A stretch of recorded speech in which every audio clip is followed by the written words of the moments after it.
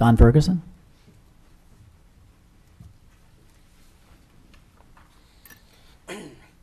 Chairman Brune, members of the board, my name is Don Ferguson, and I'm the city administrator for the city of Wimberley. And I would like to echo the comments that the mayor made regarding the support that this board and its staff have shown to our community in the recovery following our May floods. I will tell you, it is with great comfort that we sat across the table from Chairman Brune's literally hours after that event, and he made a commitment to this community that this board has followed through with, and we're grateful for that. And in any way we can help support your future efforts regarding flood, please let us know.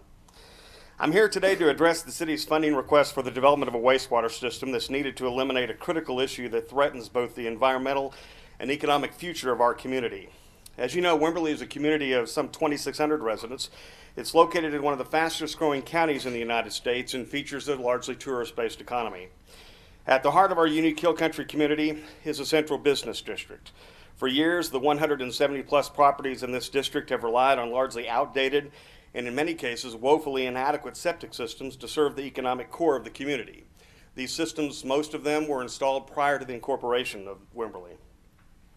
In recent years, elevated bacteria levels as high as 1,100 have been detected on the Cypress Creek, which winds through the business district.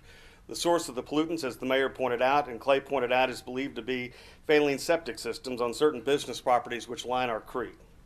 This area is under watch by the TCEQ, and rightly so. TCEQ inspector actually termed the area as being saturated with septic. There are so many septic systems in such a closed, confined area. Something needs to be done to correct a very serious problem. Extensive efforts have been undertaken to identify the problem septic systems in the area, but that's easier said than done.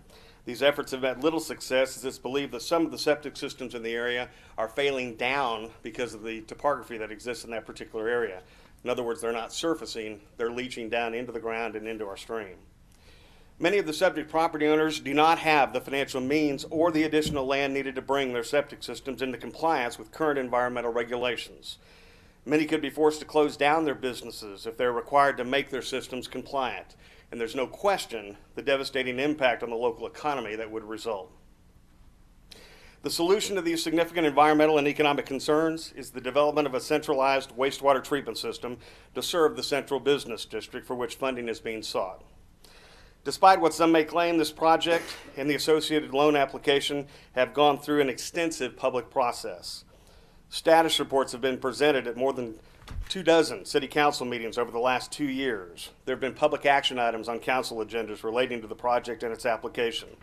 Countless public hearings have been held. A stakeholder group has reviewed the plans and alternatives and costs. And I would like to point out a stakeholder group that was made up largely of folks who were opposed to the project, and they came to the same conclusion as the city did. The city has worked with concerned citizens to develop the required permit for this project. Information on the project costs and financing has been available on the city's website and maintained. But most importantly, extensive efforts have been undertaken to provide potential cost information to future customers of this planned system. Please know that the city is extremely sensitive to keeping the project costs to the customer as low as possible. The city will be one of those customers, paying some $200,000 a year for reuse water produced by the plant. Through prudent fiscal planning, the city is very confident that it can maintain the commitment and will not have an issue meeting that commitment. And we're also very confident that making that commitment possible will not adversely impact the provision of services to our community. Also, please know the city has and will continue to seek out other forms of funding, such as grants, to further reduce the impact on the customer. Thank you for your time and consideration of the city's application. And again, thank you for all that you have done for our community. Thank you. Thank you, sir.